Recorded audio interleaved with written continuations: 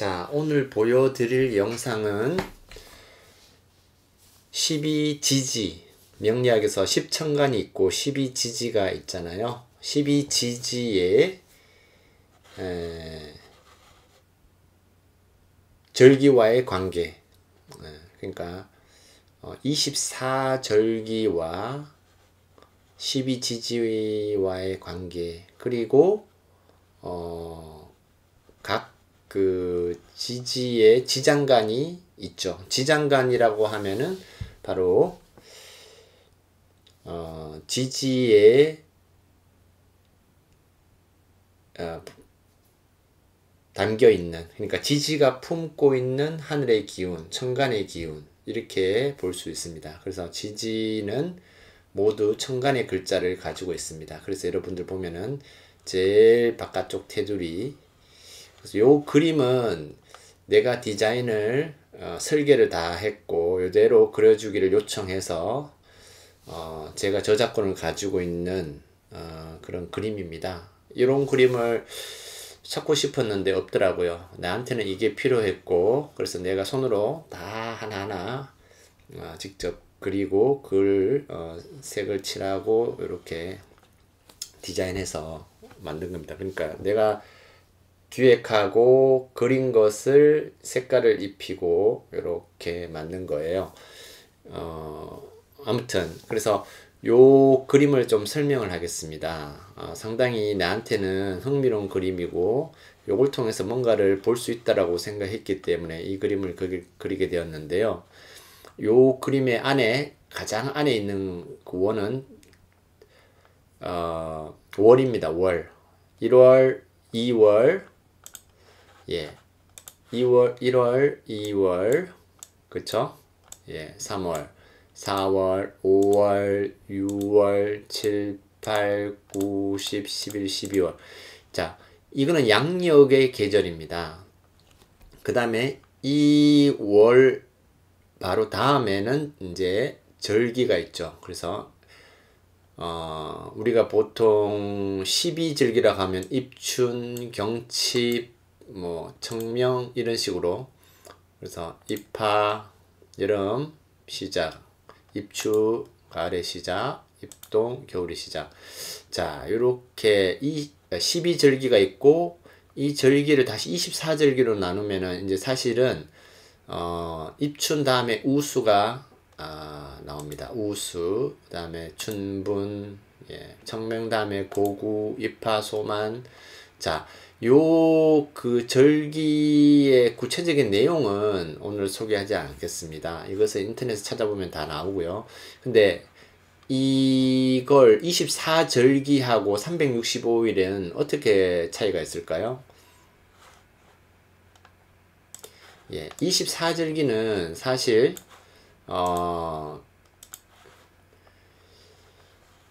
정확하게 365일하고 맞지 않습니다. 그러니까 요 그림이 이제 그걸 설명해 주고 있는데요. 요거를 원을 지구의 공전 주기, 다 돌면 360도가 되겠죠. 1년 동안 360도, 태양을 중심으로 360도를 돌게 됩니다. 그래서 한 바퀴를 다 돌고 나면 360도가 채워질 것이고, 그 도는 과정에서 태양의 그 위치가 있어요. 그러니까 지구가 태양의 궤도를, 그걸 황도라고 하는데, 황도의 그 위치에 따라서 이 절기가 정해집니다. 그래서 정확하게 실제로 이것이 딱 30일마다 돌아가는 이렇지 않습니다. 자연은 지구가 어떤 때는 조금 더 태양에 가까울 때는 끌어당기는 힘 때문에 더 빨리 움직이기도 하고요. 태양으로부터 멀리 이 황도가 좀 먼 쪽은 먼 궤도를 돌 때는 천천히 돌기도 합니다. 그래서 중요한 거는, 그래서 이 입춘, 우수 보통 32일 정도로 요 두 절기 15, 15일을 보통 얘기를 하지만 실제로는 정확하게 그렇지 않습니다.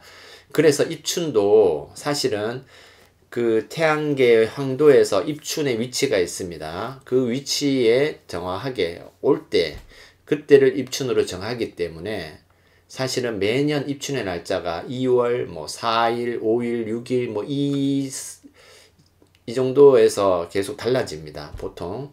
그래서 매년 조금씩 달라진다. 경칩일도 마찬가지고. 그래서 어쨌든 그 황도를 이 원을 황도, 태양의 주위를 도는 그 길이라고 봤을 때 그 위치에 따라서 정확한 위치에 왔을 때 입춘이 되고 또 입하가 되고 입추가 되고 입동이 되고 이렇습니다. 근데 보통 15도를 기준으로 합니다. 360도를 기준으로 하나의 절기는 15도, 그 다음에 두 개의 절기를 합하면은 그 60도,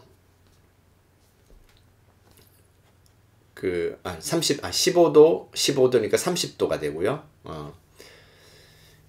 그리고 두 개의 절기를 묶어서 하나의 지지가 됩니다. 그래서 그 봄, 여름, 가을, 겨울, 그러니까 4개의 계절이 있잖아요. 그럼 각 계절은 90도가 됩니다. 그래서 49, 36, 360도가 되겠죠. 그래서 각 계절은 이렇게 3개의 글자 인묘진이 있다면 각각의 글자는 30도의 위치 이동에 해당된다. 그러니까 2개의 절기에 해당이 된다. 이렇게 24절기를 기준으로 이렇게 해석을 할 수 있습니다. 그래서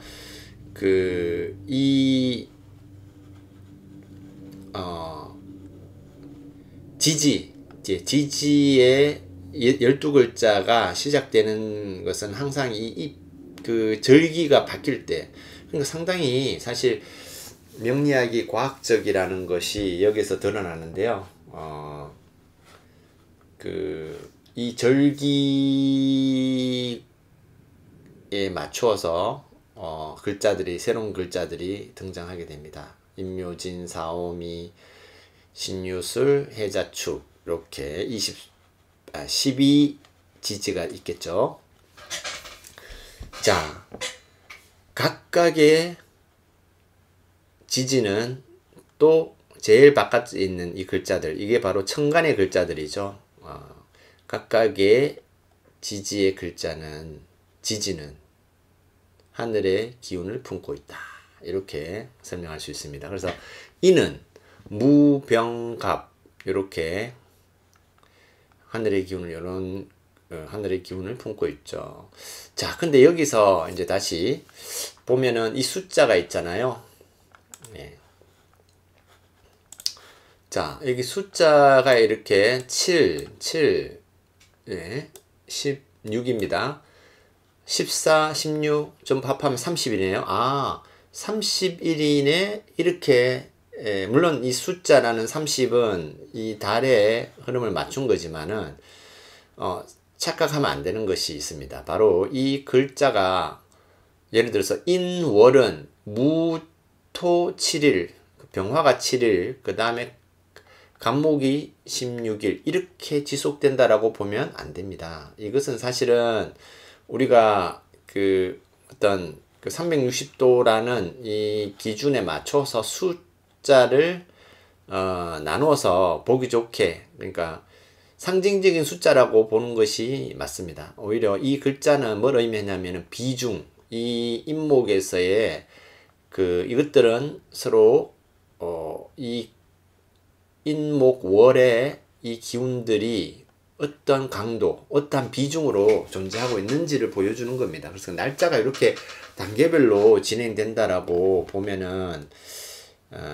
안 됩니다. 그렇게 하면은 해석이 달라질 수가 있어요. 그러면 나는 매돌에 태어났는데 그때는 간목이네, 뭐 병화네, 또 이런 식으로 해석을 하게 되면 해석에 오류가 발생할 수 있습니다. 오히려 이 기간 동안은 인목에는 어떤가요? 이 간목이라는 어떤 생명의 어떤 씨앗을 열을 가하고 그것을 이제 흙이 품고 있는 거죠. 이런 형국입니다. 그래서 이것들이 같이 작동을 하는 겁니다. 그래서 이 감목이 결국은 뿌리를 내리고 자라는 과정, 그것이 이제 묘월에 가게 되면은, 경칩과 춘분에 해당하는 이 묘월에 가게 되면은 감목이 전환이 됩니다. 을목으로 바뀌게 되죠. 이제 뿌리를 내리고 자라서 잎을 피우고 점점 많은 가지를 뻗어가면서 확산합니다. 그래서 우리 봄에 보면 갑자기 어느 순간 풀이 좀 푸릇푸릇 나더니 갑자기 마당에 확 그 풀이 이렇게 확산된 것을 볼 수 있죠. 놀랄 정도로 빠르게. 자, 그리고 이제 을목이 진토에 이어지는데, 진토에 오면은 이제 물이 개수가 들어오고요.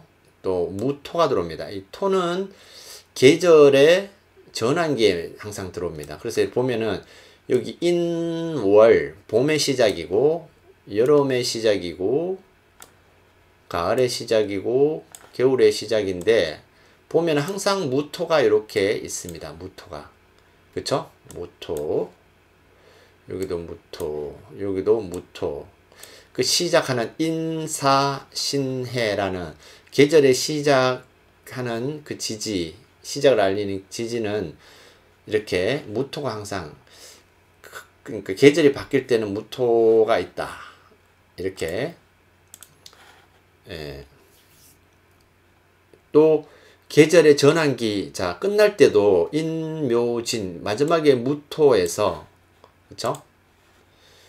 무토가 다시, 예, 무토로 이렇게 이어지고, 그쵸?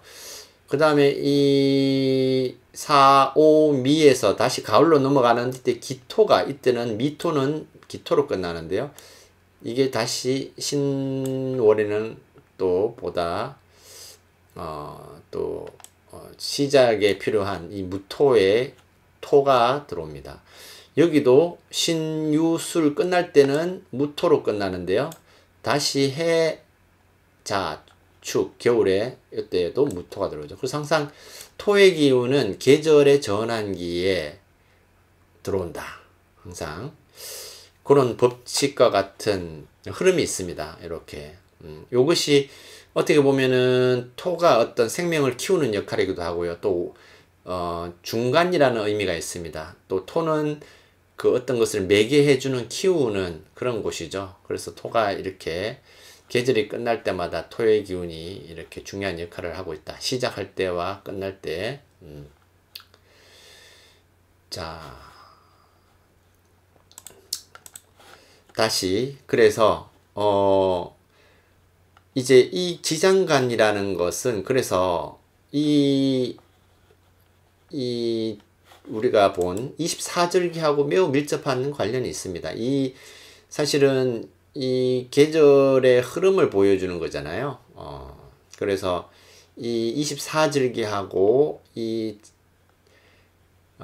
지지가 품고 있는 지장간, 천간의 글자들, 천간의 기운, 하늘의 기운을 보면은 이 계절의 흐름과 밀접한 관련이 있습니다. 그래서 봄이 되어서 씨를 키워서 뿌리가 이제 나고 이제 나무가 아주 왕성하게 자라는 이 묘월에 을목으로 전환됩니다. 감목이 을목으로 전환되면서 굉장히 확산하게 되고 뿌리가 이제 가지가 많이 뻗어나가고 잎을 달고, 그리고 이제 봄이 지나면은 어떻게 되나요? 처음에 푸릇푸릇 하던 잎들이 서서히 짙어지기 시작하죠. 자, 이때 이제 개수와 이제 무토가 이때 들어오는데요. 요 시기가 이제 지나고 나면은 여름의 시기가 시작이 됩니다.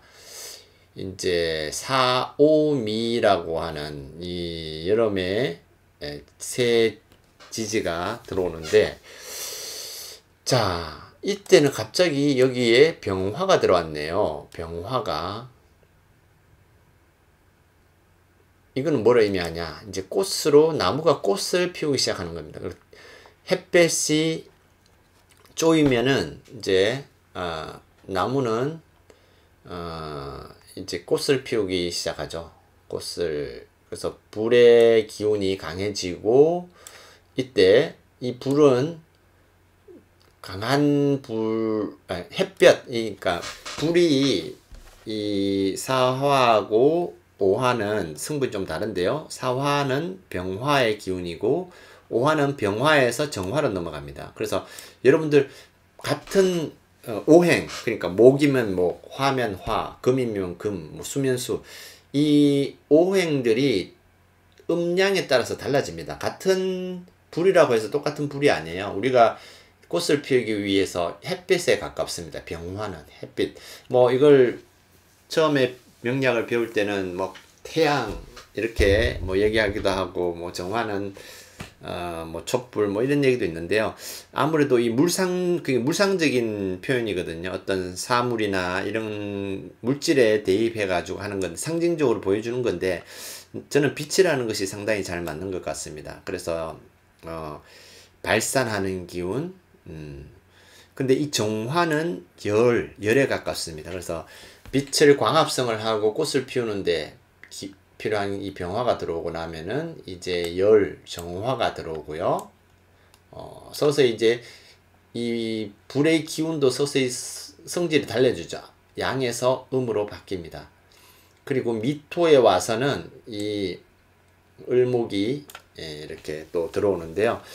요게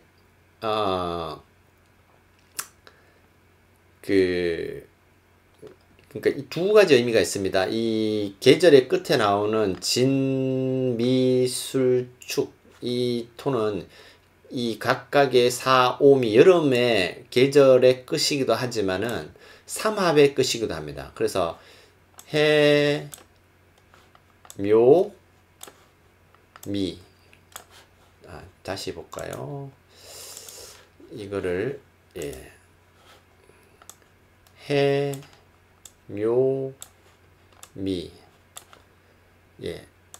삼합의 목의 기운이 시작을 해서 묘에서 절정을 이루고 미에서 마감이 되는데, 이때 요것을 결실을 창고에 남깁니다. 자, 이렇게 삼합이 이루어지는 또 곳이기도 하죠. 그래서 이 창고 역할을 하는 이 진미술축 의미가 상당히 있는 글자들입니다. 자, 아무튼 다시 돌아가서, 그래서 여기에서 이렇게 건너가면은 이제 이 미토를 건너면은 앞에서 준비했던 이 꽃이 이제 이때 가서 피게 되죠. 피게 됩니다. 꽃을 피워서, 이 꽃을 피우는데 물도 필요하겠죠. 물이 들어오고요. 그 다음에 이 땅도 필요하죠. 토양 위에서 피워서 이것이 유금일 때 이 경금 꽃이 이제 안에 씨앗을 만들게 됩니다. 그래서 술토가 되면 결국은 이 술토는 신유술, 신이라는 어떤 씨앗을 결실을 거두는 곳이지만, 또 이 술토는 인오술, 인오술 삼합의 또 창고이기도 하죠. 그래서 여기 보면은 이 불의 정화를 여기다가 또 품습니다. 그래서 이 네 개의 지지에서 네 개의 이 창고, 고지라고 하는 요 글자들은 이러한 아주 뭔가를 마무리하는 그리고 정리하는 그런 의미를 가지고 있습니다. 자, 그리고 이제 다시 토가 다시 겨울이 시작되는 해수에 이렇게 이어지는데요. 요때는 다시 뭔가를 또 이걸 품기 시작하죠. 요거는 준비를 하는 겁니다. 겨울에 준비하지만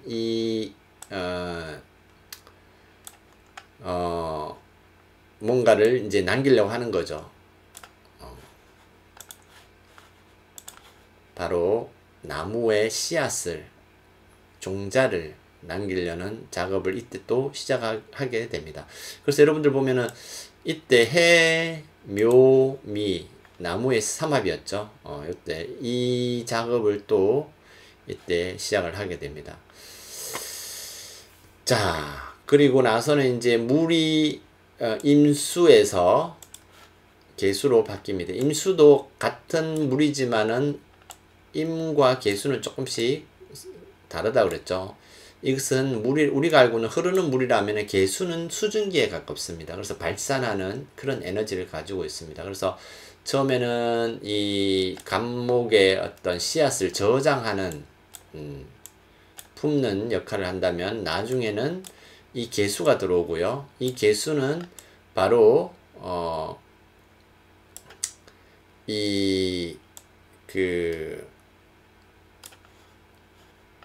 사유축, 삼합이죠. 사유축, 이 삼합의 창고이기도 한데요. 여기 축토에 와서 이 개수는 이 씨앗을 이제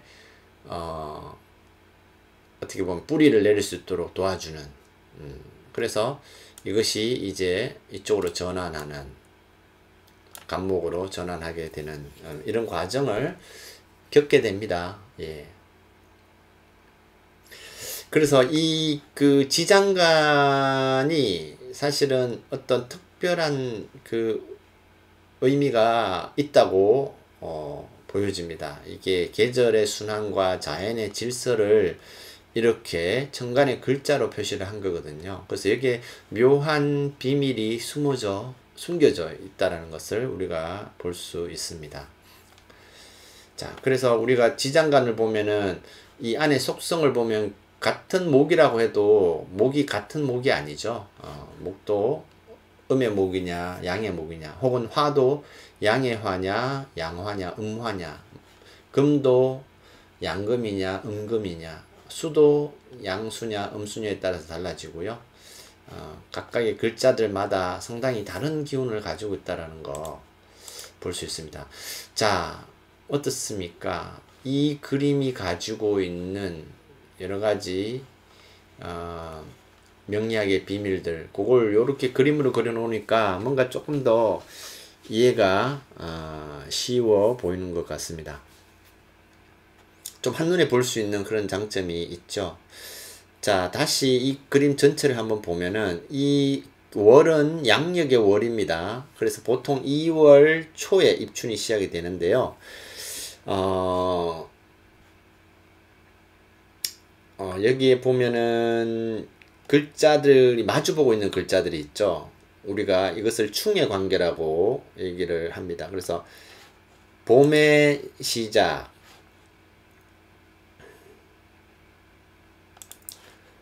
예, 인목. 물론 2월달이면 아직도 약간 겨울이죠. 2월도 겨울입니다. 하지만 땅 속에는 이렇게 땅을 파보면요, 2월달에 어느 순간 얼음이 속에서 이렇게 녹고 있는 것을 볼 수가 있고, 흙을 좀 이렇게 걷어내보면 안에 푸릇푸릇한 뭔가 그런 것들도 보이거든요. 벌써 기운이 좀 준비를 하고 있는 거죠, 봄이. 자, 이거는 생명이 시작되는 기운. 근데 가을의 시작은 생명을 마감하는 기운이죠. 그래서 상반된, 서로 반대되는 기운입니다. 그 다음에 자오충이라고 하죠. 자오충, 아주 센 충이, 센 충입니다. 자오충이 오면은 뭔가가 좀 무당탕, 아주 강력한 칼싸움과 같다고나 해야 될까요? 뭔가 그런 기운들이, 왜냐하면 완전히 한여름과 한겨울이 서로 반대되는 기운이 부딪히니까요. 이러한 기운을 느낄 수 있습니다. 아무튼 이 그림을 통해서 정반대에 마주보고 있는 글자는 서로 충을 하게 됩니다. 그래서 여러분들 진술충이고 충미충 이런 것들이 있죠. 그 다음에 묘유충, 다 사해충, 다 충입니다. 충 마주보고 있는 거 반대의 기운이니까요. 서로 부딪힌다는 거죠. 물론 부딪히는 것이 반드시 나쁜 건 아닙니다. 부딪혀서 또 새로운 변화가 일어나니까요. 하지만 부딪혀서 뭔가 깨지고 다치고 뭐 이런 일들은 또 그 당시는 굉장히 안 좋은 일로 나타날 수 있으니까요. 예. 물론 그 충의 의미는 결국은 지장간을 보면 또 다 있습니다. 여기 보면은 예, 여기 인월 안에 간목이 있죠. 간목은 여기 경금과 서로 충을 하게 되죠.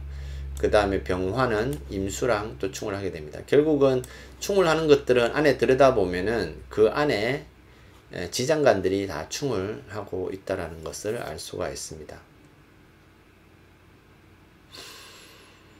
예. 이 오묘유 요거는 계절의 아주 가장 절정인데요. 가장 순수한 기운이라고 얘기하기도 하고 가장 예, 그 계절다운 기운이라고 하는데 또 이 글자들은 삼합의 또 가운데 글자들입니다. 그래서 아주 보면은 그 계절의 목, 화, 그쵸? 금,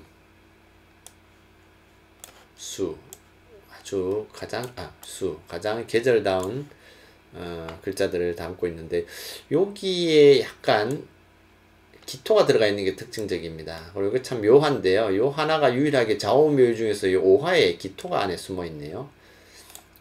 예, 이때는 이제 땅의 어떤 질적인 변화, 무토는 넓은 이제 생명이 자라기 위해서 아주 광활한 어떤 자연의 어떤 그 어머니와 같은 역할을 한다면 기토는 좀 더 이제 정제되고 선별된 더 좀 제한적이지만 더 내실이 있는 그러한 땅의 모습으로 바뀌는 기토로 전환되는 병화에서 정화로 요렇게 묶여서 전환이 된다고 볼 수 있습니다. 그전에는 무토의 어떤 좀 모든 걸 수용하는 넓은 땅의 의미라면 요거는 좀 좁은 마당이지만 알뜰살뜰 잘 챙기고 오히려 더 선별적인 그런 땅의 기운이죠. 이것이 이제 이 여름에 한여름에 이 땅의 기질이 바뀐다는 겁니다. 그래서 여기 아주 묘한 이치가 들어 있는 것 같아요. 예.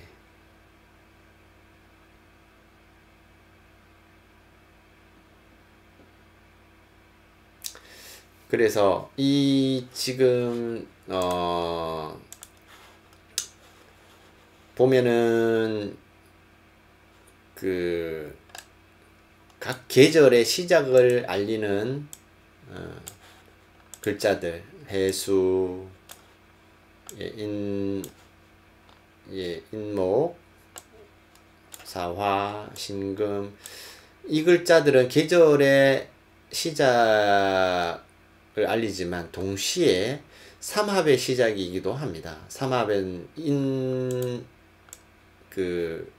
인목은 병, 인, 오, 술 이렇게 이어지죠. 예. 그래서 이 삼합의 또 시작을 알리는 이중성을 가지고 있죠. 예. 상당히 오묘한 이치를 담고 있습니다.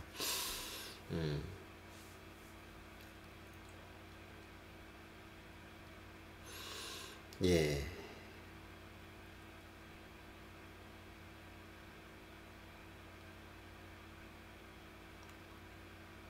나머지 글자들도 마찬가지죠. 예, 요것도 여름의 시작이지만 또 이 안에 이제 사유축, 예, 사유축 이렇게 금의 기운을 뭔가를 완성시키려고 하는 의미를 가지고 있고 그 다음에